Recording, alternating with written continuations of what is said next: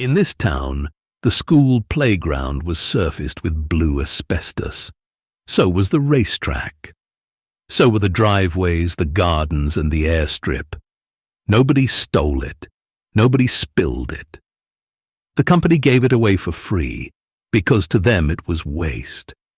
And the reason this place is now the most contaminated site in the southern hemisphere is not the mine you are picturing.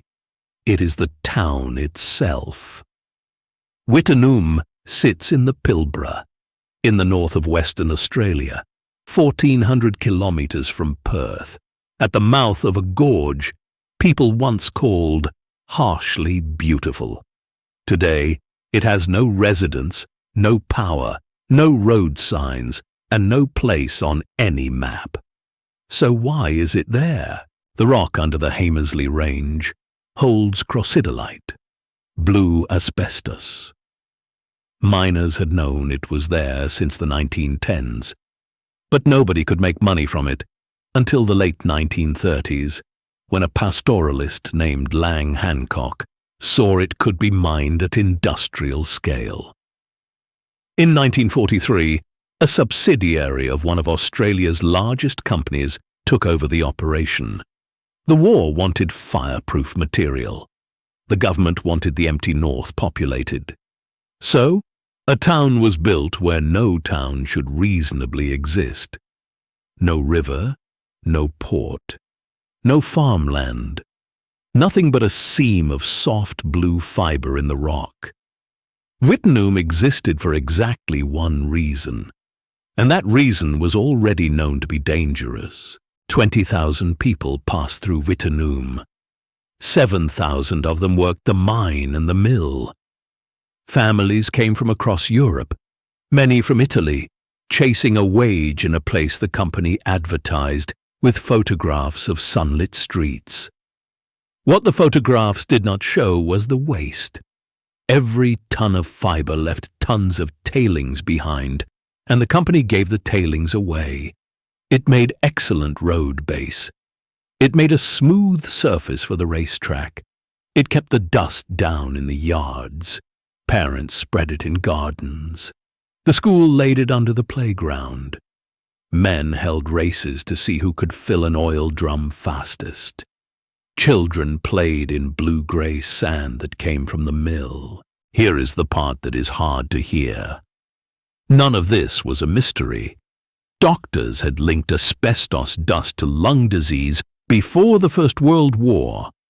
The disease asbestosis was named in 1927. Australia recorded its first case in 1933, a decade before the mine opened. Inside the company, the risk was understood from the 1940s. In 1959, Western Australia recorded its first official diagnosis. In 1962, the first cancer was traced directly to the fibre.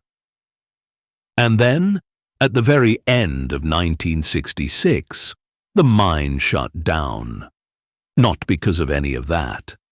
It closed because asbestos prices had fallen and the operation was no longer profitable. People call Wittenoom Australia's Chernobyl. That comparison is the myth. Chernobyl was one night, one reactor, one catastrophic mistake.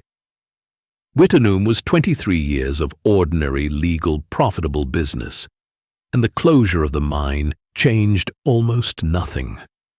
About 100 people were still living here in the late 1970s. The state removed the town's official status in 2007, took its name off the maps and the road signs, and cut the power. Even then, a handful refused to go. The last of them left only in 2022. The mine was never the hazard. 3 million tons of tailings are still out there, in the gardens, under the streets, in the ground the town was built on. Most abandoned places are left behind when something runs out. The ore, the water, the work.